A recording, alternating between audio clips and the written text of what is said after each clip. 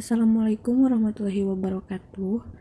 Dalam video ini, saya akan menjelaskan perkembangan sistem periodik unsur dari masa ke masa. Pada tokoh yang pertama, ada Johann Wolfgang Dobryner.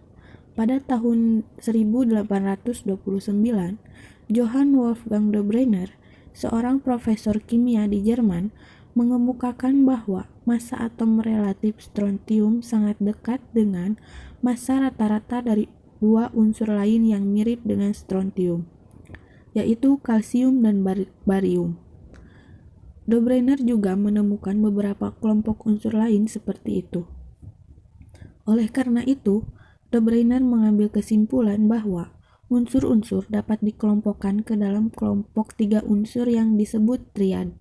Namun sayang, Dobryner tidak berhasil menunjukkan cukup banyak triad.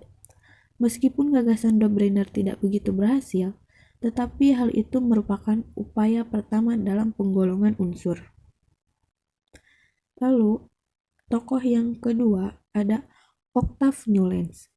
Hukum Octave Newlands menyatakan bahwa jika unsur-unsur disusun berdasarkan kenaikan massa atomnya, maka setiap satu oktav unsur akan menunjukkan sifat kesamaan. Misalnya, litium, natrium, dan kalium memiliki sifat yang sama. Dilansir dari Chemistry Guide, Newlands menyusun 56 elemen dari hidrogen ke thorium dalam urutan kenaikan massa atom dan mengamati sifat periodiknya. Hukum Octave Newlands tidak termasuk gas mulia, karena pada saat itu unsur-unsur gas mulia belum ditemukan. Dan dilansir dari Encyclopedia Britannica, Newlands adalah salah satu yang pertama mendeteksi pola periodik dalam sifat-sifat unsur dan mengantisipasi perkembangan selanjutnya dari hukum periodik. Lalu, tokoh yang ketiga ada Dmitri Mendeleev. Dmitri Mendeleev mempublikasikan tabel periodik unsur-unsur kimia pertama kali pada tahun 1869. Berdasarkan sifat-sifat yang muncul secara reguler, dan ia menyusun unsur-unsur tersebut dari yang paling ringan hingga yang paling berat. Ketika Mendeleev mengusulkan tabel periodiknya, ia mencatat celah-celah dalam tabel dan memprediksi bahwa ada UI dengan sifat-sifat yang sesuai untuk mengisi celah-celah tersebut.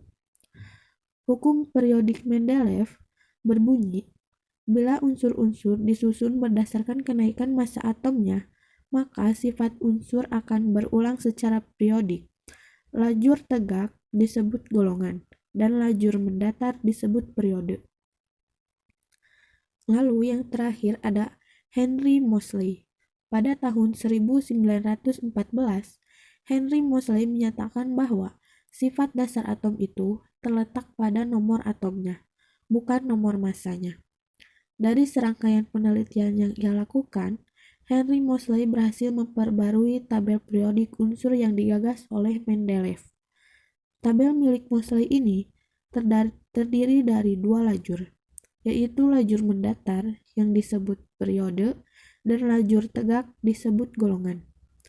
Tabel Moseley inilah yang biasa kita gunakan di pelajaran kimia sehari-hari.